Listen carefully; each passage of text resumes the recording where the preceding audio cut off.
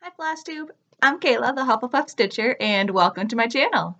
I'm joined today by Zelda, who's taking a nap on the couch here, and I believe Luna's in the bedroom, still snuggling under the blankets.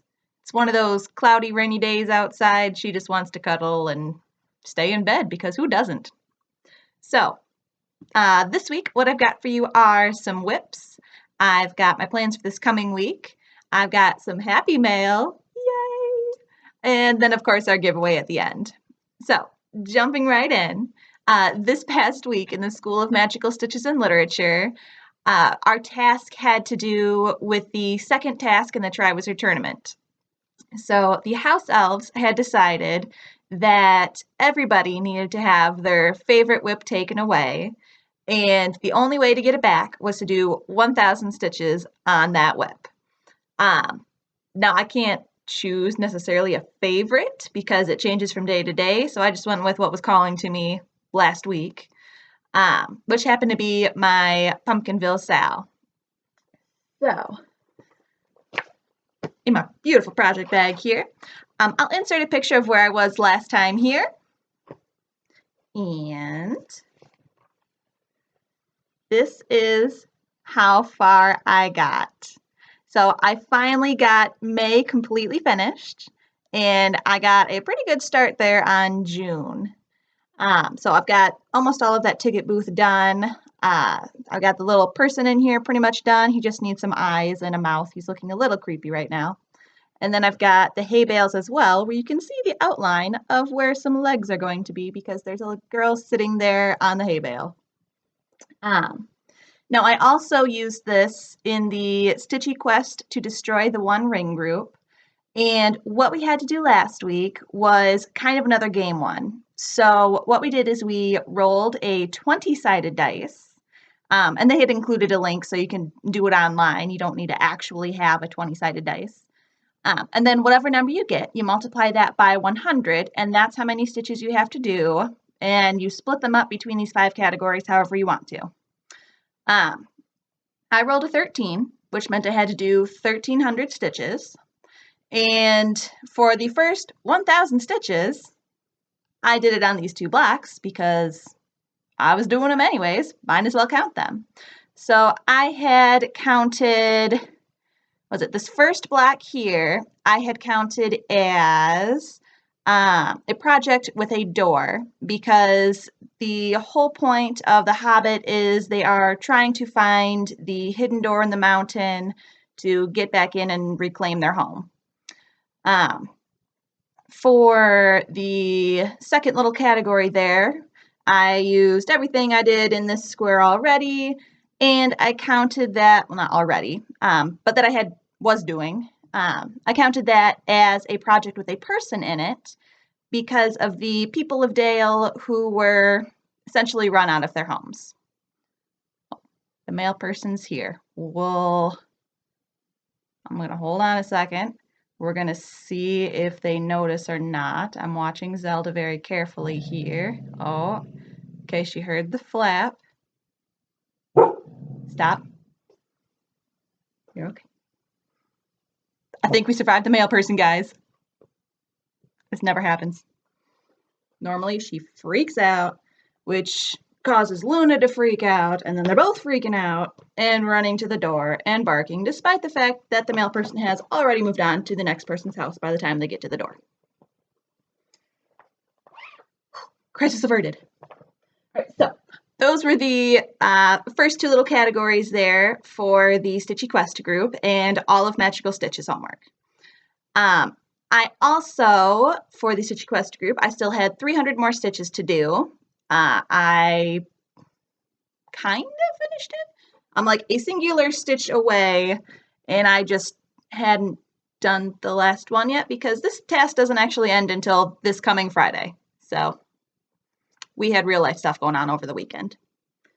The next one that I did work on, though, was my Riolis Beaded Star, which I haven't actually worked on in quite a while, but this is what it will look like. So I'll insert my picture here of where I was last time. And I got 70 more beads on there. And this one was to represent the treasure that had been taken from the dwarves. So you had to do however many stitches really you wanted to. You had to do at least 20 in each category. But you had to do something that was beads or sparkly or something to represent treasure. So I did my beads. And I really like working on this one, but this is one that I kind of have to do in small doses just because it's kind of a pain to do beading while I've got, Luna napping on my lap. She tends to move around, as anybody who has pets, I'm sure, is well aware. The last one that I did was I put in some stitches here on Nora Corbett's Gigi.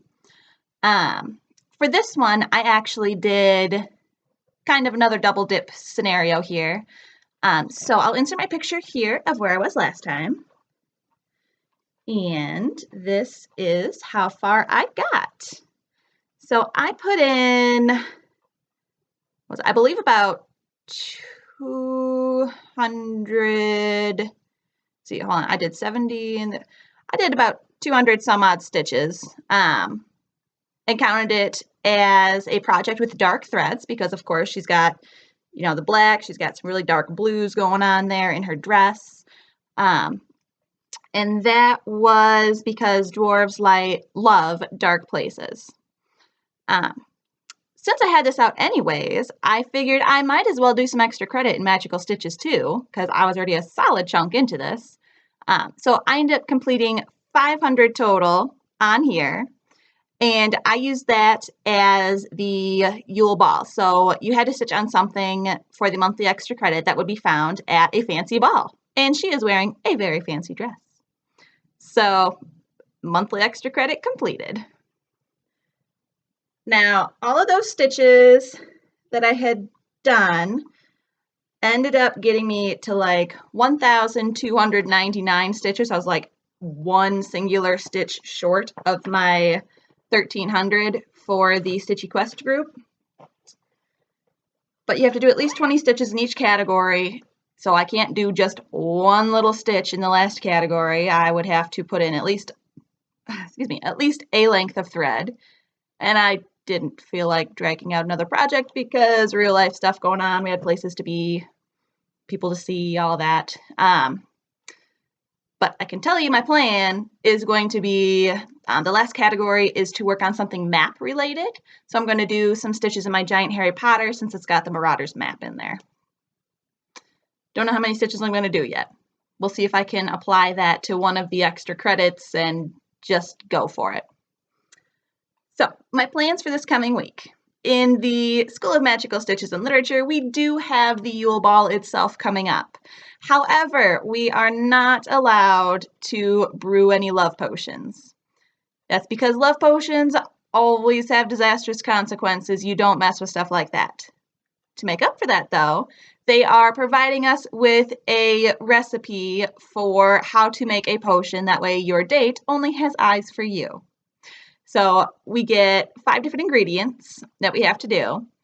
And for each of those ingredients, we have to do 200 stitches. And they're, back to being fairly open with these. You interpret them how you want. Each of the 5 categories have to do with one of the elements. So the elements, we've got air, water, fire, earth, and wood. And I keep looking down because I've got my list. I can't function without my list.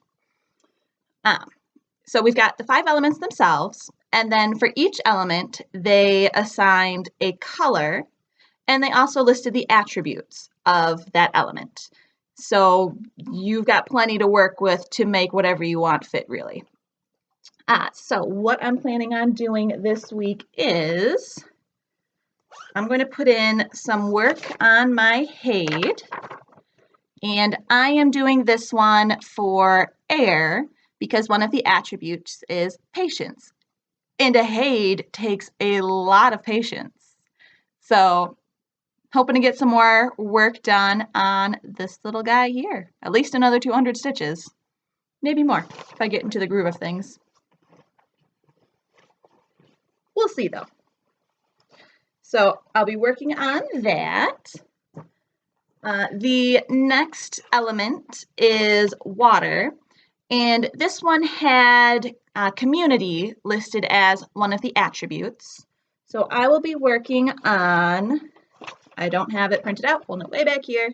This one is Liberty Lights by the Frosted Pumpkin Stitchery. So I'll be doing 200 stitches for that. And then I will also be using this for fire, because the 4th of July you set off fireworks, which is literally fire, stuff exploding, fireworks. So there'll be 400 total stitches being put into this project at some point this week. And then for the next category, it will be Earth.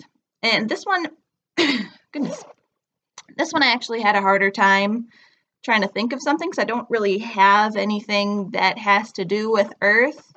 I think that one was like cunning, waiting for the right moment to strike, that type of thing. I had a hard time thinking of something, but I figured I don't need to hold this one way back. I can hold it up here. My pretty little Hawaii has Earth. It's got mountains, it's got the volcanoes, it's got the land itself, it's got some green in the trees.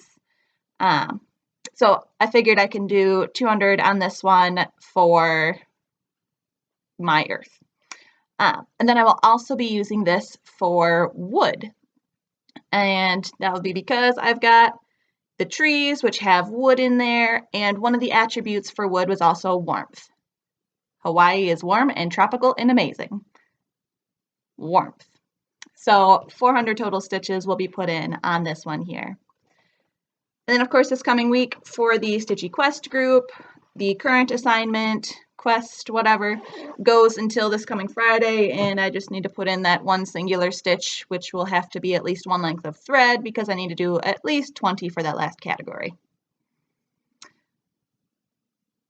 I don't know, I'll probably use any extra time that I've got for that group on one of the previous assignments, quests that I had missed, because you're able to make up anything that you miss or don't complete at any time you want in the makeup event, which is a really cool mechanic there. That's what I've got for plans. So, moving on to my happy mail. I got like my first ever Stitchy mail, and I was so ridiculously excited. So, this first one happened to come from Emma, who is Emma Cross Stitch here on Flosstube. I will have her linked down below.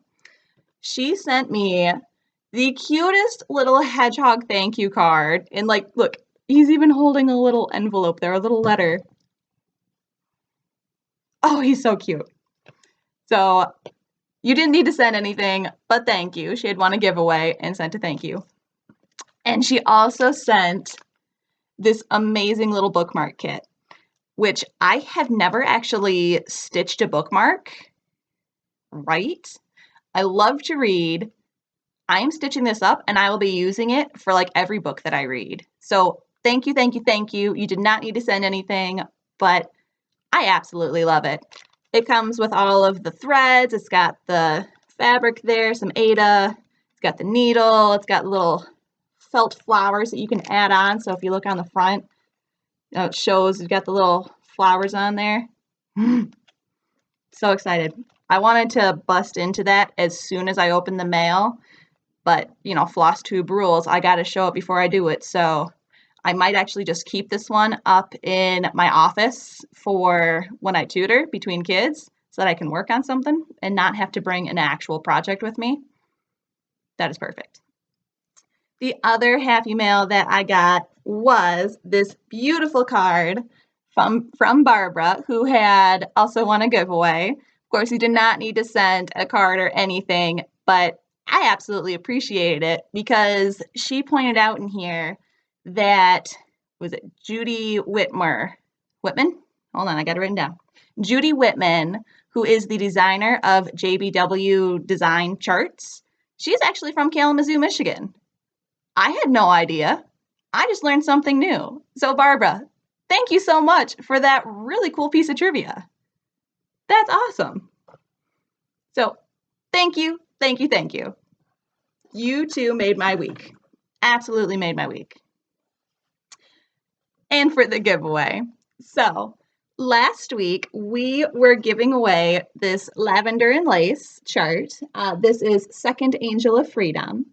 I will insert my picture here. And congratulations to Tamara Sloan. I'm guessing is how it's pronounced. Hope I got that right. You have won this chart. So, Tamara, get a hold of me either on Instagram, shoot me a message, or shoot me an email at the email that is listed below, and I'll get this out in the mail for you. And for this week, what I have got for you is this cute little wool whimsy by Heart and Hand Designs there. This is the chart only, so it does not have the actual little wool piece or the button. I don't know if this is supposed to come with the flosses or not.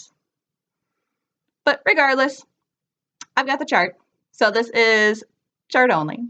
If you are interested in winning this chart, what I need you to do is please be a subscriber. Please be over 18. That way it's all okay for me to get your address. And then don't use the word giveaway in your answer because we want a cross stitcher to win this chart and not just some random person searching for the word giveaway. So what I would like for you to answer below is if you could travel anywhere in the world, we're going to say for free, so you don't need to pay for anything, where would you go? And I'm asking this because I just found out that my husband is going to be gone to Germany for 3 weeks, which means I can't go with him. We had originally thought it was only going to be for a week, and I was super excited because I can take a week off and go, but I cannot take off 3 weeks. So I don't get to go to Germany. And he'll be gone for 3 weeks. So sad. But if you could go anywhere in the world, where would you go? And for fun, include a why. I'm curious. But that is what I got for you this week. So, until I see you next time, keep it magical, guys. Bye.